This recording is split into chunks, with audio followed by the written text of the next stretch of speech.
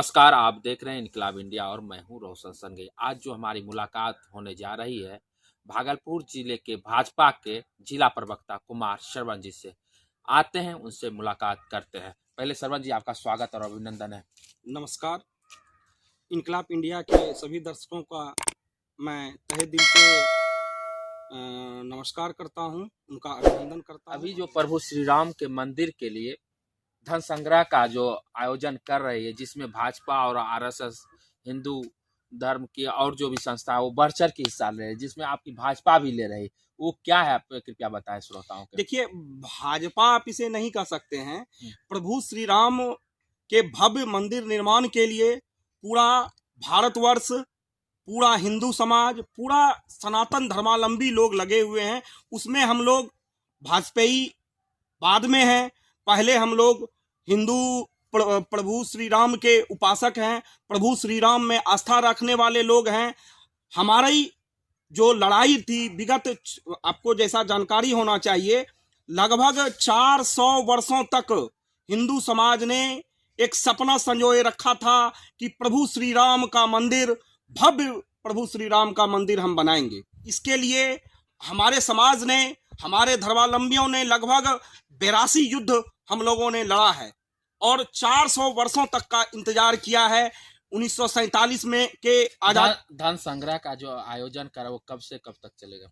देखिए, ये धन संग्रह सहयोग राशि का जो कार्यक्रम है, यह 15 जनवरी से शुरू होकर 27 फरवरी तक के लिए रखा गया है।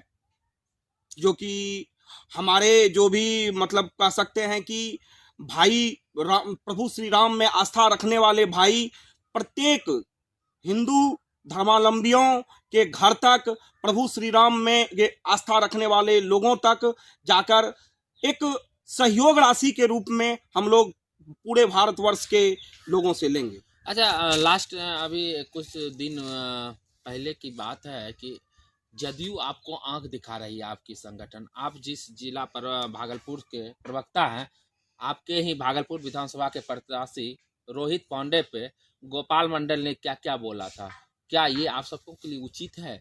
इस तरह आपको बार बार आंख दिखाया जा रहा है। देखिए, वो श्री गोपाल मंडल जी का व्यक्तिगत बयान है। जहां तक भाजपा का जो भी एक सिपाही होता है, एक कार्यकर्ता मात्र होता है, हमारे यहाँ एक, आपको जैसा पता ही है कि एक चाय बेचने वाला का बेटा, एक गरीब का बेटा आज देश का यशस्वी प्रधानमंत्री हमारे नरेंद्र भाई मोदी जी हैं, जो कि एक, आपको बार बार आंख तो दिखा रहा है। देखिए, वो उन्होंने फिर बाद में इसके बारे में उन्होंने सफाई भी दी कि मैंने कुछ गलत बयानबाजी की है, जिसके लिए उन्होंने क्षमा प्रार्थी भी वो रहे हैं। लेकिन हम लोग जिस पार्टी के कार्यकर्ता हैं, एक पिछली पायदान में रहने वाले लोगों का भी उतना ही सम्मान करते हैं और अगड़ी पंक्ति के जो लोग हैं, दोनों को हम लोग समान रूप से देखने का कार्य करते हैं। देखिए, अब हम करते हैं, केंद्र में भी आपकी सरकार है, राज्य में भी आपकी सरकारें हैं।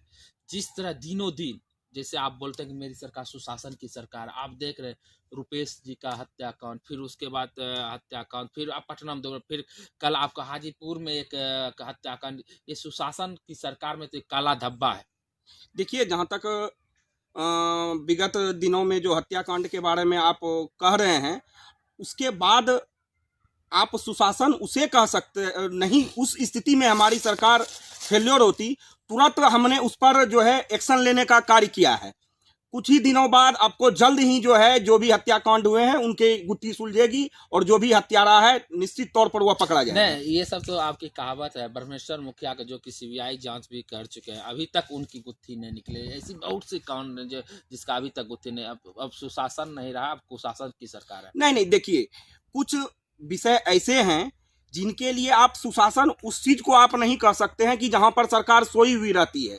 लेकिन हमारी सरकार 24 घंटे सजग है और जो भी हत्याकांड हो रहा है या उस पर हम तुरंत एक्शन ले रहे हैं और उस पर तुरंत कार्रवाई हो रही है। हत्यारा निश्चित तौर पर पकड़ा जाएगा। हत्यारा पुलिस की पहुंच में जल्द ही आप लोगों के सामने होगा। अच्छा, बात करते हैं बेरोजगारी और रोजगार की। मोदी जी कहते हैं कि रेल जो है हमारी आत्मा में बसती है। यदि उनकी आत्मा में बस रही है तो बताए, दिनों दिन रेलवे स्टेशन बिकती जा रही है। देखिए, जहाँ तक आप रेलवे की बिकने की बात कर रहे हैं, मैं एक छोटा सा उदाहरण आपको देना चाहूँगा। क्या आज आप अगर किसी को किसी चीज़ की मेंटेनेंस के लिए अगर कोई कार्य देते हैं, तो क्या वह उस चीज़ को आपने बेच दिया? ऐसा नहीं है। देखिए, कुछ विषय ऐसा है जहाँ पर आप भारत ही नहीं विश्व में ही देखेंगे कि सरकार और पब्लिक सेक्टर मिलकर कार्य कर रही है। बस ये एक उसी के निमित्त एक छोटा सा प्रयास है कि हम अपने जो भी हमारे रेलवे के जो भी सफर कर रहे हैं, उसे कैसे हम गुणवत्ता युक्त जो है यात्रा मुहैया कराएं, उन्हें सुरक्षा प्रदान करें, उन्हें अच्छी कैसी वर्ल्ड क्लास फैसिलिटी लोगों को कैसे मिले। इसके लिए जो है हमारी सरकार निरंतर रेलवे में पब्लिक पार्टनरशिप को साथ लेकर जो है कार्य कर रही है। भाजपा संगठन में आप अपने आप को कहाँ देखते हैं और आपकी क्या योगदान है? देखिए, भाजपा का प्रत्येक कार्यकर्ता, हम लोग अपने आप को एक कार्यकर्ता मात्र मानते हैं। पार्टी हम लोगों को जो भी कार्य देती है उसे भली भांति हम लोग निष्पादित करते हैं। और पार्टी जो है, हमारी पार्टी का लक्ष्य है माँ भारती को परम वैभव पर हम कैसे ले जाएं, इसके लिए निरंतर हमारी पार्टी चिंतित रहती है। आपकी पार्टी की सरकार है, वो आम जनमानस के लिए क्या क्या कर रही है, थोड़ा बताएं श्रोताओं। आपको जैसा पता ही होगा, अभी पूरा विश्व कोरोना के संकट काल से गुजर रहा है। और अभी कल ही हमारे देश के यशस्वी प्रधानमंत्री माननीय नरेंद्र मोदी जी ने वैश्विक महामारी कोविड-19 के लिए पूरे भारतवर्ष में कोवैक्सीन का प्रारंभ किया है। देश के सर्वप्रथम फ्रंट लाइनर जो भी हमारे लोग हैं, उन्हें यह वैक्सीन का फ्रंट लाइनर जो भी हैं, स्वास्थ्यकर्मी हैं, डॉक्टर हैं, सफाई कर्मी हैं, उन्हें सर्वप्रथम जो है कोविड-19 का वैक्सीन लगाया जाएगा। उसके उपरांत जो है देश के सभी जगहों पर जो है इस वैक्सीन को लगाया जाएगा। और कोरोना के वैश्विक संकट काल में आप कल्पना भी नहीं कर सकते होंगे, हमने पिछली पायदान तक के लोगों के खाते में कुछ रकम मुहैया कराई, मुफ्त राशन उपलब्ध करवाया, मुफ्त रसोई सिलेंडर उपलब्ध करवाया, जो कि हमारे पिछली पायदान के लोग जो कि आज कमाते हैं, आज खाते हैं, उनको किसी भी प्रकार का दिक्कत ना हो। निरंतर 6 माह तक हमारी सरकार ने उसे जो है अनाज उपलब्ध करवाने का कार्य किया। वर्तमान में आप देख रहे हैं कि 2022 तक सरकार सभी गरीबों को या देश के सभी लोगों को जो है पक्का मकान मुहैया करवाने का हमारा लक्ष्य है। किसानों की आय दुगनी करने का लक्ष्य के लिए निरंतर हमारी सरकार प्रयासरत है। और भी अनेक सारी योजनाएं। आपने बोला किसानों की आय दुगुनी करने की, आप देख रहे हैं अभी भारत में किसानों के प्रति देख रहे हैं, किसान बिल के प्रति कितना विरोध हो रहा है, उसमें कहाँ किसानों के प्रति कर रही है? क्या आपके लिए किसान वो शब्द नहीं है जो कि इस कड़ाके की ठंड में आज सड़कों पे है? क्या उनके साथ क्यों नहीं वार्ता हो रही? जी, मैं आपको जहाँ तक बताने का प्रयास करूँगा, मैं भी एक किसान का बेटा हूँ। अभी हमारे किसान भाई खेत में गेहूं की बुआई, का पटवन, गेहूं में खाद देने का कार्य कर रहे हैं। जो सही मायने में किसान हैं वो खेतों पर हैं। बाद बाकी बहुत ऐसी परिस्थितियां देखने को मिल रही हैं कि इस किसान आंदोलन को किनका समर्थन है, वो कौन है, किनका समर्थन, मैं उसी विषय पर आ रहा हूँ।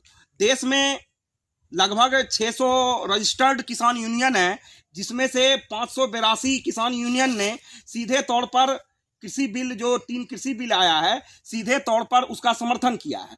कुछ किसानों को लेकर उनका अपनी भ्रांतियां हैं, या जो भी इसमें कहीं ना कहीं विपक्ष, जो कि घबराया हुआ विपक्ष है, डरा हुआ विपक्ष है, अपनी राजनीतिक भूमि तलाशता विपक्ष है, उनका समर्थन है इन किसानों को, जो कि लगातार उनकी आस्था ना संविधान में है, ना सुप्रीम कोर्ट में है, ना सरकार में है। अच्छा, हम बात करते हैं, एक कोरोना महामारी थी जिसमें बेरोजगारी सबसे ज़्यादा हो गई है।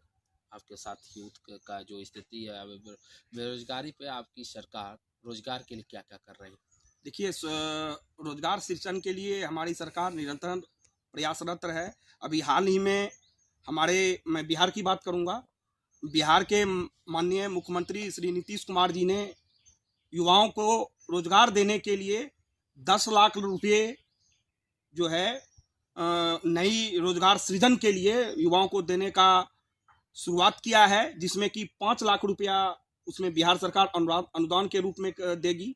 और जल्द ही बहुत सारे सरकारी क्षेत्रों में भी बिहार सरकार के सरकारी विभागों में भी भर्ती की प्रक्रिया आने वाली है, जो कि कह सकते हैं वो अंडर प्रोसेस है। अच्छा, राजनीति का मूल उद्देश्य होता है समाज सेवा।